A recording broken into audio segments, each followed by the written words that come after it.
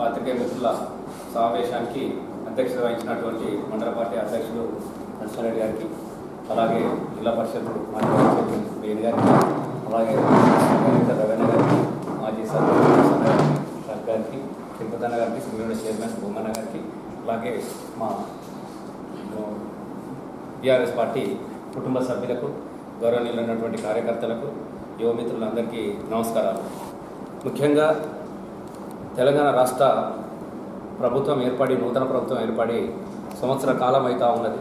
ఈ సంవత్సర కాలం నుంచి కూడా చేసేదేమీ లేక, ఇచ్చినటువంటి వాగ్దానాలు నెరవేర్చలేక, ఒక 420 వ్యక్తి చేతుల్లో తెలంగాణ రాష్ట్ర ప్రభుత్వం ఉన్నది. కాబట్టి ఎప్పుడు కానీ ప్రతి వ్యక్తులను కూడా అదే పద్ధతిలో చూడడం మొదలవడంతో ఇచ్చినటువంటి హామీలు ప్రజలు అడుగుతున్నటువంటి సందర్భంలో, ప్రజల నుంచి తీవ్ర నిరసన వ్యక్తమవుతున్నటువంటి ఈ సందర్భంలో గత ప్రభుత్వము ప్రజాప్రభుత్వం ప్రజల కింద మేలు చేసింది. కాబట్టి ప్రజలందరూ కూడా మేము ఈ ప్రభుత్వానికి ఎందుకు ఓటేసినాము, మేము పాలిచ్చే బర్రెను తీసుకొని తన దున్నపోతుని తీసుకొచ్చుకున్నట్టు అయిపోయింది అన్నటువంటి భావన కనపడుతున్నటువంటి నేపథ్యంలో ఆ అక్కస్తోని ఇటీవల మాజీ మంత్రివర్యులు, తెలంగాణ రాష్ట్ర కార్యవర్గ అధ్యక్షులు కేటీఆర్ గారి మీద ఒక అసత్య దూరమైనటువంటి, ఒక కుట్రపూరితమైనటువంటి కేసుకు రెఫర్ చేసినటువంటి ఈ ప్రాంత ముఖ్యమంత్రి రేవంత్ రెడ్డి గారి వైఖరిని మేము తీవ్రంగా ఖండిస్తూ ఉన్నాం.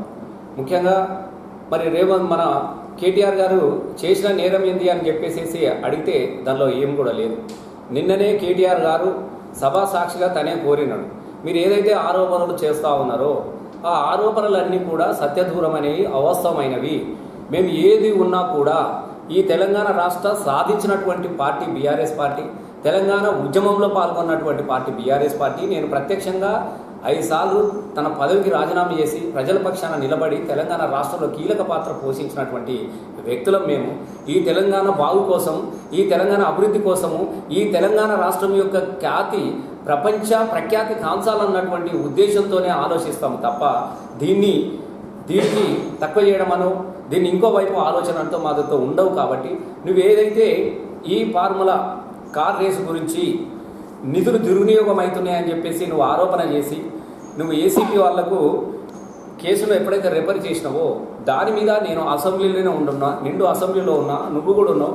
ఈ అసెంబ్లీలో సాక్షిగా చర్చ పెడదాం. ఇక్కడ నీకు దమ్ముంటే నన్ను నేరస్తుడని చెప్పేసి వేలెత్తు చూపుతున్నావు కదా, ఈ నేరం ఇది సరి అయినది కాదు, నేను ఇక్కడే ఉన్నా, దీని మీద చర్చ పెడదామని చెప్తా ఉన్నాడు.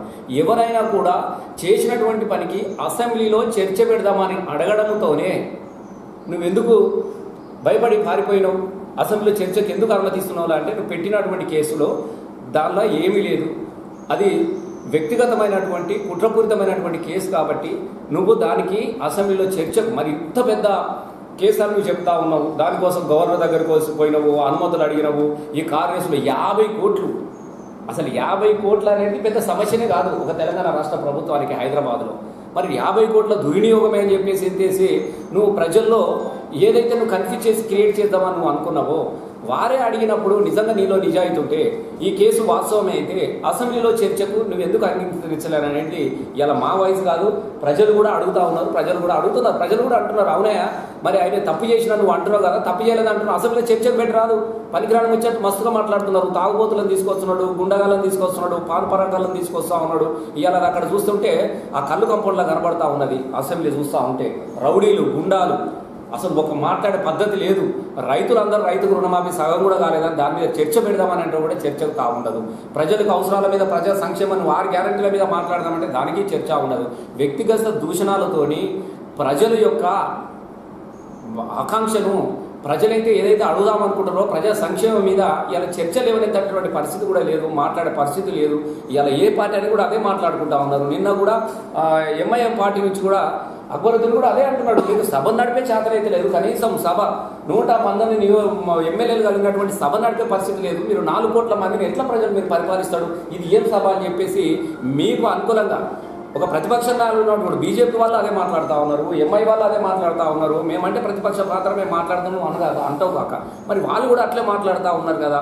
కాబట్టి మేము ఏం చెప్తున్నామని అంటే, ఏదైతే ఈ కార్ రేస్ గురించి గతంలో నిర్వహించినప్పుడు కూడా అనేక మంది ప్రముఖులు వచ్చారు. ఒక్కరుగా సచిన్ టెండూల్కర్ నుంచి మొదలు పెడితే అనేక మంది సినిమా స్టార్ వచ్చారు. ఇవాళ ప్రపంచం అంతా కూడా ఆ రేసులను చూసిన తర్వాత హైదరాబాద్ ఇంత గొప్పగా ఎదిగింది. హైదరాబాద్కు కొన్ని పెట్టుబడులు రావాలంటే తప్పకుండా చేస్తారు. ఎవరైనా కూడా ఒక రాష్ట్ర విశిష్టత తెలుపుకోవాలంటే తప్పకుండా ఆ రాష్ట్రంలో కలిగినటువంటి అనేకమైనటువంటి మార్గాలు ఉంటే ఇతర ప్రపంచ స్థాయి దేశాల నుంచి కూడా కొన్ని పెట్టుబడులను కొత్తగా ఏర్పడినటువంటి రాష్ట్రం కాబట్టి ఇలా హైటీలో మనం ముందుకు పోతా ఉన్నాము. అలాగే పారిశ్రామికీకరణ కూడా అభివృద్ధి జరగాలన్నటువంటి ఆలోచన చేసి ఈ ఫార్మాలు అయితే కొద్దిగా అందరికీ ఆకర్షణగా ఉంటుంది.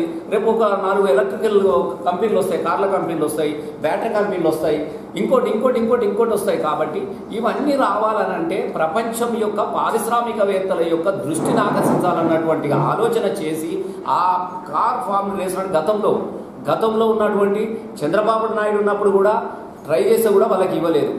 అనేక ప్రపంచ దేశాలు ఇలా నిన్ననే కేటీఆర్ గారు చెప్పారు, సియోల్ దేశంలో దక్షిణ కొరియా సియోల్ దేశం వాళ్ళు ట్రై చేస్తే కూడా వాళ్ళు కూడా ఇవ్వలేదు. జోనెస్బర్గ్లో ఆఫ్రికా వాళ్ళు కూడా ట్రై చేస్తే కూడా ఇవ్వలేదు.